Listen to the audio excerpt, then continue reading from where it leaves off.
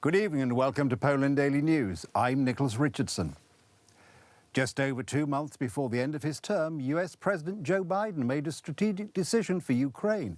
For the first time, he authorized the use of US long-range weapons to strike deep into Russia. And all this after the election victory of Donald Trump, who promises a quick end to the war in Ukraine. Russian criminals are once again targeting civilians. This time the residents of Odessa. They shelled the center of the city, dropping shells on an apartment block in order to maximize casualties. There are dead and wounded, including children. People were fleeing the building in panic. It was a dramatic scene. The dead were lying on the ground. The wounded were crying and screaming. For such barbarity. There will be a firm response from Ukraine.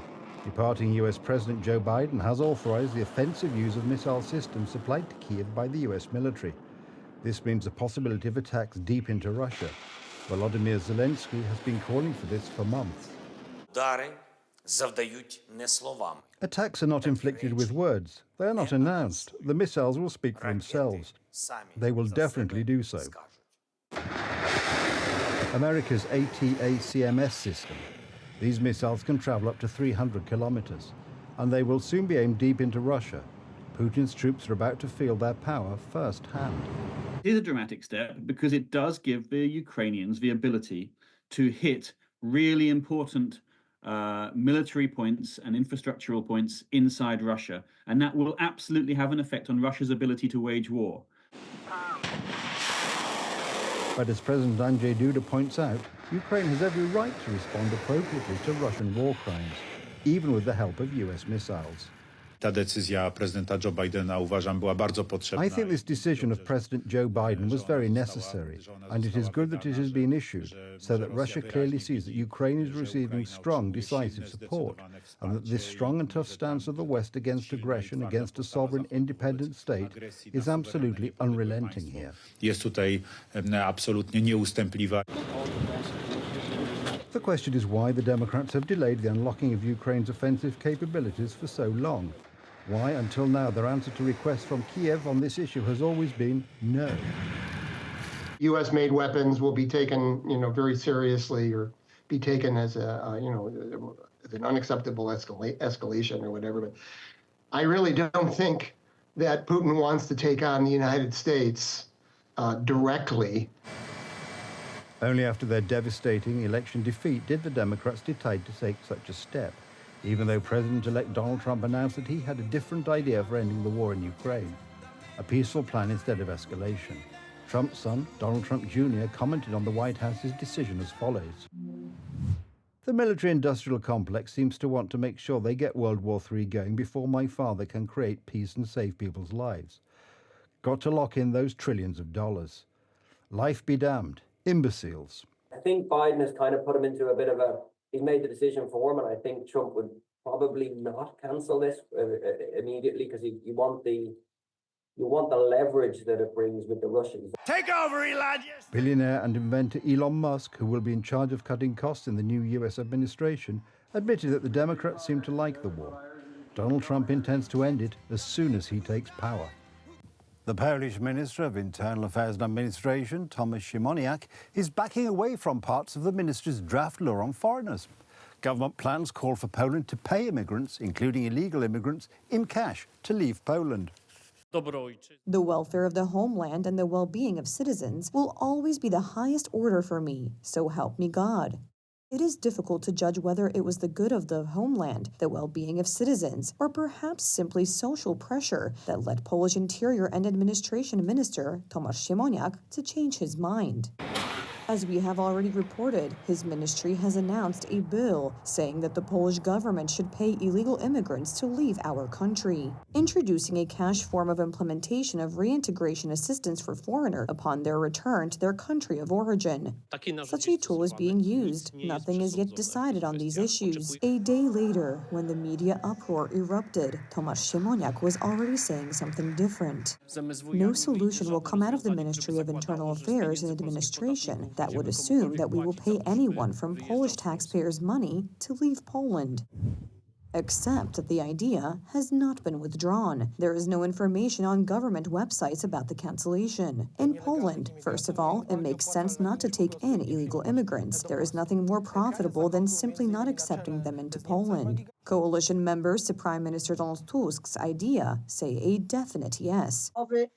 Talks are going on. A solution must be found. Maybe sometimes paying for a plane ticket for such a migrant will mean that they will be more willing to return to their country. However, there are claims that what the December 13th coalition believes would discourage illegal migrants is an incentive for them to come to Poland. Paying illegal migrants is not the only idea of Donald Tusk's government. The Ministry of Internal Affairs and Administration officially confirms the establishment of 49 foreigner integration centers across Poland. Such centers are to be established in every former provincial city. In total, there will be 49 of them. The information was officially confirmed by Deputy Head of the Ministry of Internal Affairs and Administration, Maciej Duszczyk. In the foreigner integration centers, of which there will be 49, we want to build on the experience of other countries to avoid their mistakes so that there are no tensions in society.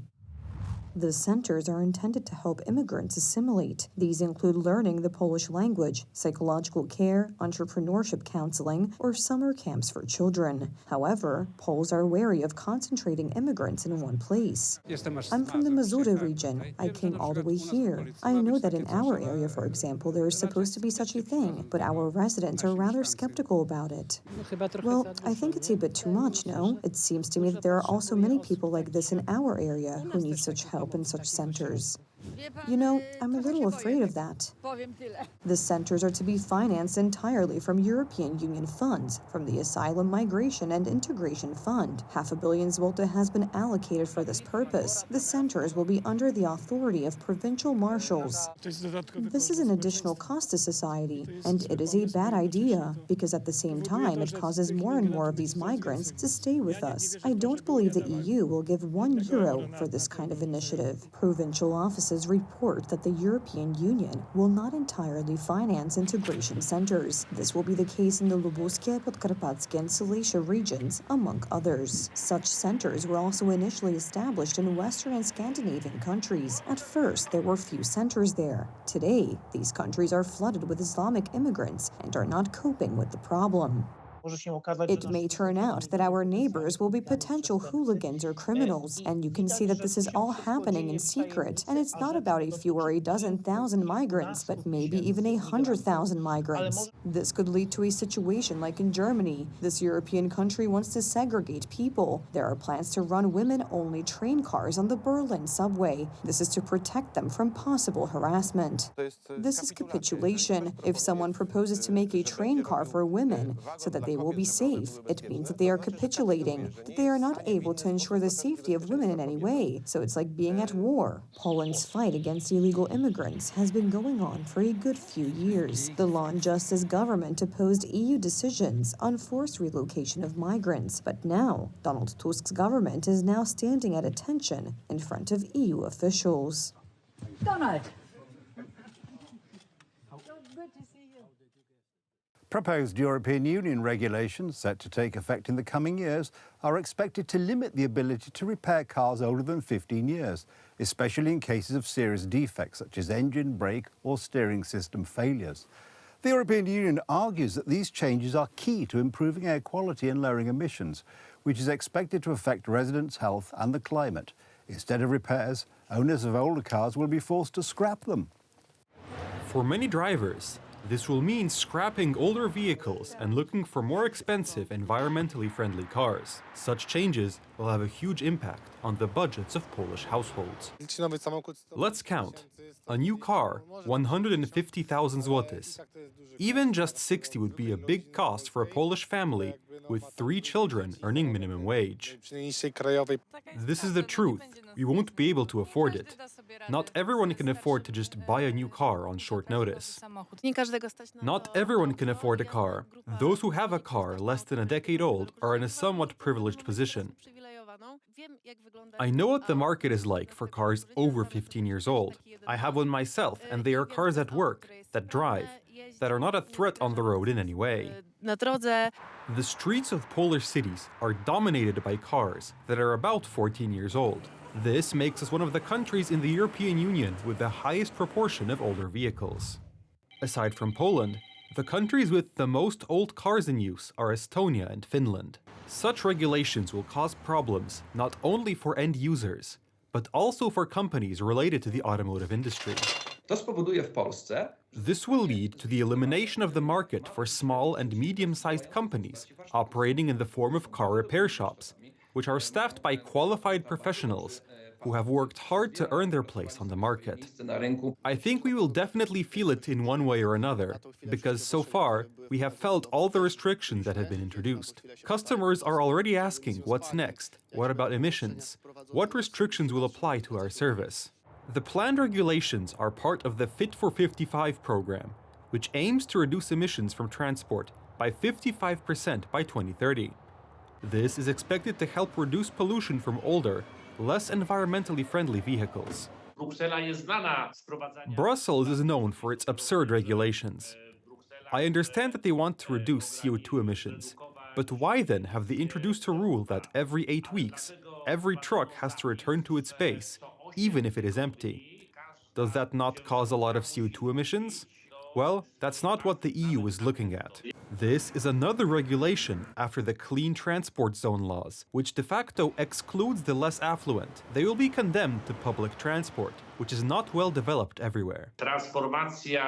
Climate transformations must be fair, but it must not affect citizens or make them poorer.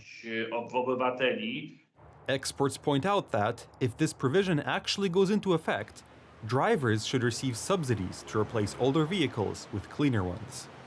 Super typhoon Man-yi hit the Philippines twice over the weekend, bringing with it devastating winds and heavy rainfall. Entire towns and cities were underwater. The tragedy for residents is intensified by the fact that cleanup from previous typhoons has not yet been completed in the affected regions. The typhoon first swept over Catanduanes Island on Saturday. It then moved along the eastern coast of Luzon Island and hit land in Aurora Province on Sunday. How are we supposed to live now? It's getting harder and harder, especially for those who don't have enough food. It's terrible because we are helpless. The super typhoon was accompanied by winds averaging 185 kilometers per hour, with gusts exceeding as much as 300 kilometers per hour.